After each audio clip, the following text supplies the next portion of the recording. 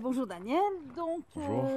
voilà, est-ce que tu pourrais nous dire quelque chose pour te présenter, ce Ben que tu voilà, as je envie de m'appelle nous dire? Daniel, je suis travailleur en AMO, qui est dans le milieu ouvert. Ça fait 10 ans que je travaille donc, dans cette AMO. Ici, on est au sein du quartier dans lequel je travaille tous les mercredis et tous les vendredis. Je vais à l'encontre des jeunes. Voilà, Ouais. on est en plein milieu. Euh, Et donc en fait tout à l'heure on était au siège et puis en voiture. Voilà, on est arrivé dans le quartier, il y a plus ou moins 3 kilomètres de distance. Ouais, Euh, et donc je fais ça tous les mercredis et vendredis. Ici, on est sur l'ancienne plaine.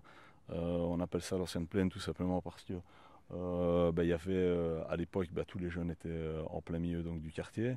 Et puis après, par la suite, il y a une agora qui a vu le jour. Et mhm, tous les jeunes se sont déplacés donc, de l'ancienne plaine ouais, vers la nouvelle agora. Euh, voilà, où ils faisaient plusieurs sports, ils jouaient au foot, ils faisaient du basket, du ouais. tennis un petit peu. Donc voilà. Et tu dis faisait, Euh, pourquoi Parce faisait? que alors cette agora a disparu l'année passée pour raison de sécurité.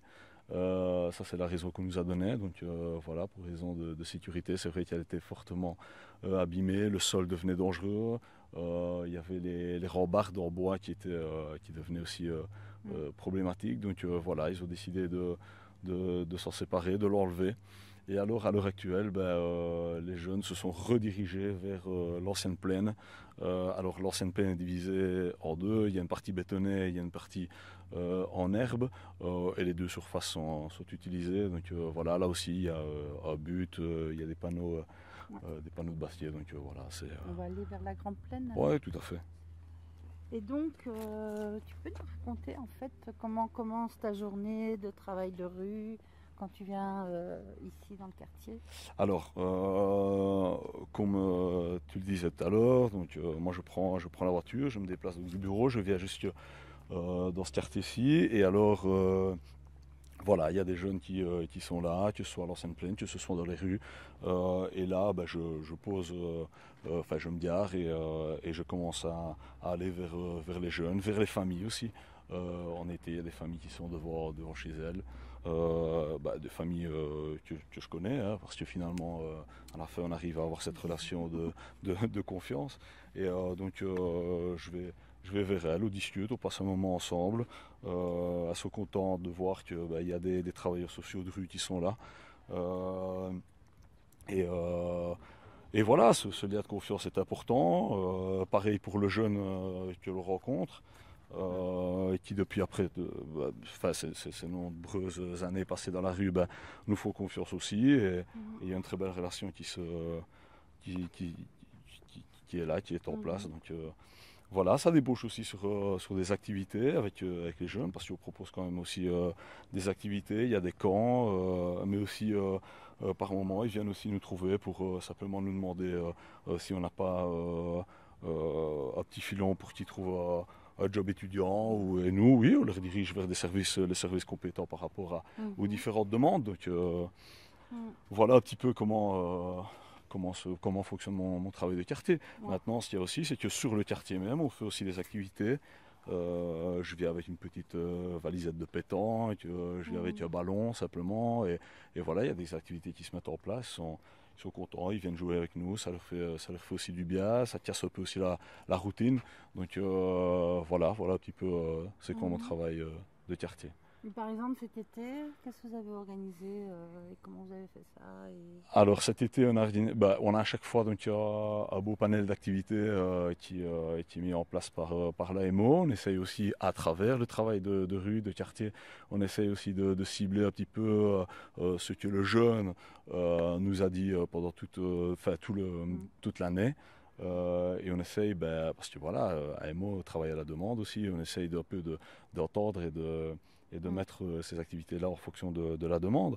Donc voilà, on a fait un camp d'été où on est parti à la mer. Euh, on a, on a fait une journée kayak, VTT, c'était plus du côté de Palogne. Et voilà, toutes ces activités Mm. sont mises là en place en fonction de ces différentes demandes. Donc c'est ce genre d'activité, voilà, ce genre d'activité-là qu'on fait. Maintenant, il y a aussi, comme je disais tout à l'heure, il y a des activités qui se font vraiment au sein même du quartier. Et les jeunes sont soit demandeurs, nous disent ah, demain tu passes avec je sais pas moi, ballon, quoi que ce soit, on se fait un petit foot, ou alors il n'y a même pas besoin de se le dire, les jeunes qui sont là, on prend un ballon, on joue avec eux, et ça se fait de manière spontanée. D'accord.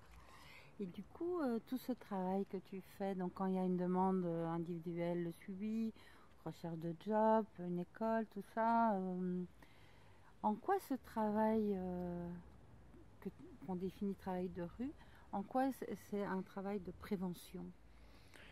Mais consiste à quoi ce travail de prévention finalement? je pense que par rapport aux différentes demandes, le travail de prévention, c'est aussi de se dire, de réfléchir par rapport à la demande.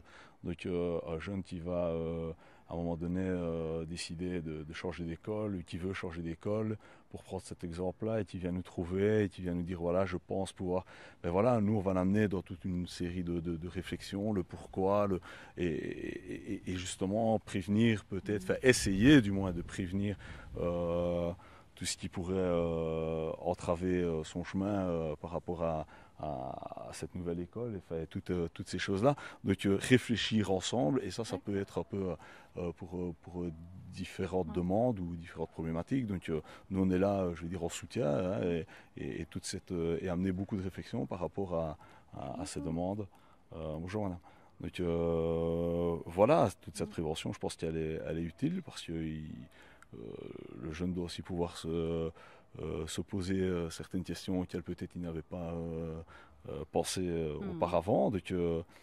Donc voilà, je pense que cette prévention, elle est importante, elle doit être là. Et ça aussi, c'est à travers aussi la demande. Donc voilà. D'accord. Et en général, les jeunes qui viennent, qui te font des demandes et tout, c'est par rapport à quelles problématiques auxquelles ils sont confrontés plus souvent? Mais il y a un peu de tout, hein. Il y a dans la demande, comme je disais tout à l'heure, il n'y a pas que des problèmes, il n'y a pas que des soucis. Il y en a qui viennent tout simplement pour un job étudiant, et donc à partir de ce moment-là, on réoriente, comme je disais tout à l'heure, vers les services compétents. Il y en a que c'est lié plus à la consommation.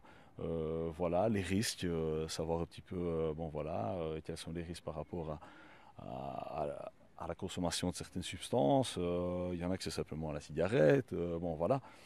Alcool? Alcool. Alcool aussi, ouais, bien sûr.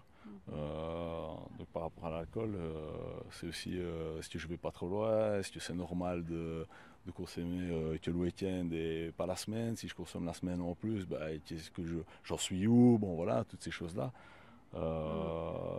Donc c'est... C'est vrai que ça me fait réfléchir.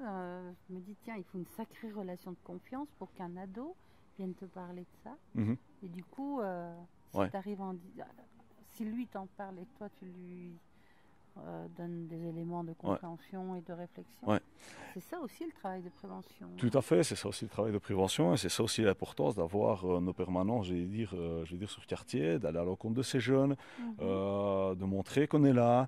Et à partir de ce moment-là, c'est là qu'on commence à créer vraiment cette relation de confiance qui est indispensable pour pouvoir arriver justement à ce genre de demande et ce genre de discussion avec le jeune. On continue. Tu peux m'expliquer ce que c'est pour toi la permanence? C'est quoi ça? Ouais, c'est assez dire qu'au niveau de notre AMO, permanence de quartier. Oui, donc au niveau de l'AMO, on a défini nos heures de permanence sur le quartier. Donc tu disais tout à l'heure, moi je fais mon quartier le mercredi et le vendredi à des heures bien précises. Maintenant, quand on a, c'est pas si on dit voilà à 15h jusqu'à 20h quoi que ce soit, qu'on ne peut pas venir aussi un peu plus tôt, quoi que ce soit, on adapte, hein, c'est pas de souci. Mais en tout cas, on a trouvé opportun que le jeune sache plus ou moins à quelle heure on sera là. Parce que comme ça, il sait qu'on va passer sur le quartier, il sait qu'il va y avoir une personne de confiance, avec qui il pourra discuter, avec qui il pourra à un moment donné parler de ses besoins. Et donc voilà, c'est dans ce sens-là quand on parle de permanence. Donc on a trouvé ça très utile de fonctionner de cette manière. D'être régulier D'être régulier, sur le terrain. d'être visible, toutes ces choses-là. Et donc les jeunes savent où te Ouais, trouver. Ouais. tout à fait. Tu fais du travail aussi avec les parents? Oui, maintenant, quand on dit avec les parents, c'est plus donc dans le dossier, s'il y a des dossiers individuels ou le jeune, euh, où ça concerne vraiment plus la famille. Oui, on rencontre les parents, bien sûr. Ouais. Et puis, il y a aussi des activités famille. Et donc, quand il y a des jeunes qui, tiens, il n'y a pas une activité, Daniel, ou quoi que ce soit, bah si, il y a une activité famille. Si tu veux, ben, on peut aller trouver tes parents. Quand par exemple je suis sur le quartier, aller proposer l'activité aux parents. Et les parents seront même très contents de savoir qu'ils peuvent à un moment donné pouvoir participer avec leurs enfants donc, à une activité famille qui est mise en place par l'AMO. Chouette, ça, bien. Et tu travailles seul ou tu es en binôme? Alors, Vous moi êtes ici sur le plusieurs quartier, je suis seul. C'est un choix? Par moment, c'est un choix. Ça a été défini comme ça, je dirais, en équipe, donc de travailler seul. Mes autres collègues sont sur d'autres quartiers. Maintenant, ça a ses avantages, ça a ses inconvénients. Donc voilà. Maintenant, tant que maintenant, je veux dire, de temps en temps, c'est vrai d'avoir un petit regard, je dirais, d'un de mes collègues sur le quartier aussi. Ce serait intéressant de pouvoir l'avoir.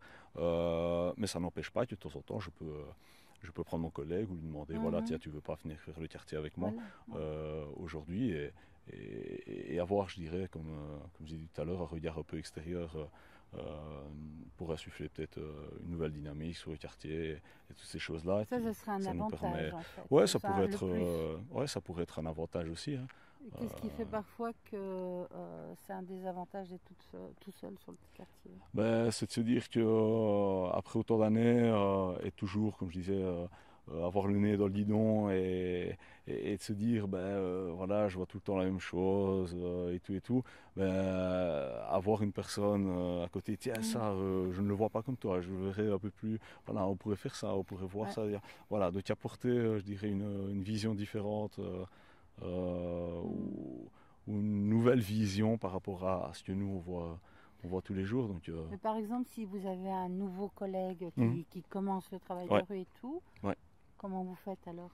On l'amène un peu sur le quartier, on lui présente déjà les différents quartiers, on l'amène au sein du quartier. Par rapport aux jeunes et aux familles, on essaye petit à petit de présenter de nouveaux collègues et que lui aussi puisse discuter avec ses familles, ce jeune, pour arriver à une relation de confiance aussi. Et puis après, on essaye de ne pas le diriger vers ce que nous on voit pour qu'il ait aussi sa vision et que voilà, donc on essaie de ne pas avoir des discours par rapport spécialement à ce que nous on a vu pendant autant d'années, susciter justement de la part de ce nouveau collègue ce nouveau regard là qui va peut-être aussi nous aider à voir aussi le quartier différemment. Donc je pense que c'est important de lui laisser finalement sa place et sa propre vision et de pouvoir la partager ensemble, c'est important. Est-ce que tu pourrais nous raconter une anecdote, un fait, quelque chose qui s'est passé, où tu as dit tiens, ça me fait changer ma vision du travail de rue?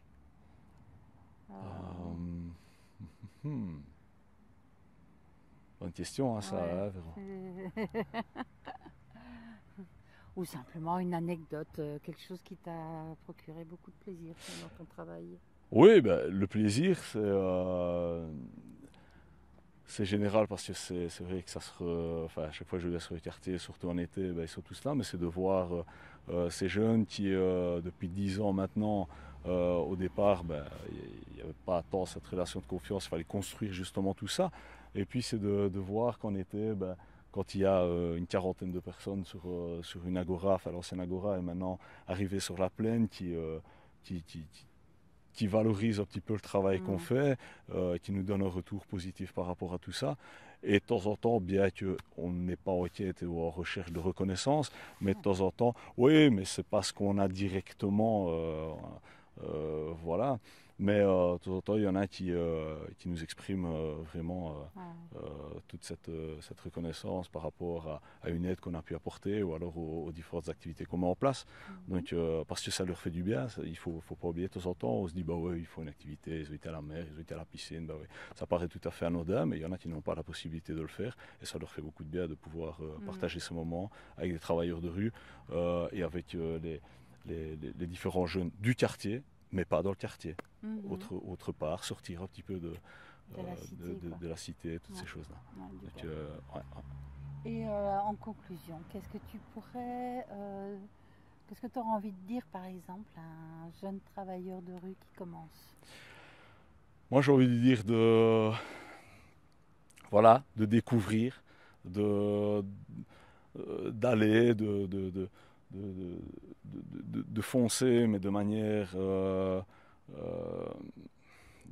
à être intéressé, pas de foncer tête baissée, à se dire je vais réussir dans tout, non, amener de la réflexion, mais en même temps pas trop se poser de questions, aller à l'encontre du jeune, expliquer c'est quoi son travail, ses objectifs et toutes ces choses-là, parce que le jeune aussi a des choses à exprimer, a des choses à dire, et justement je pense que c'est à travers ça que la relation peut se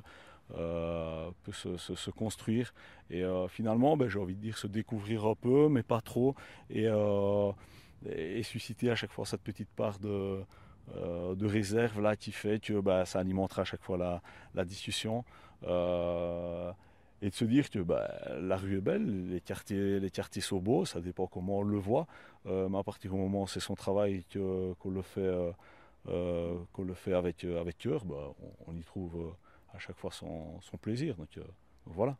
Merci. De rien.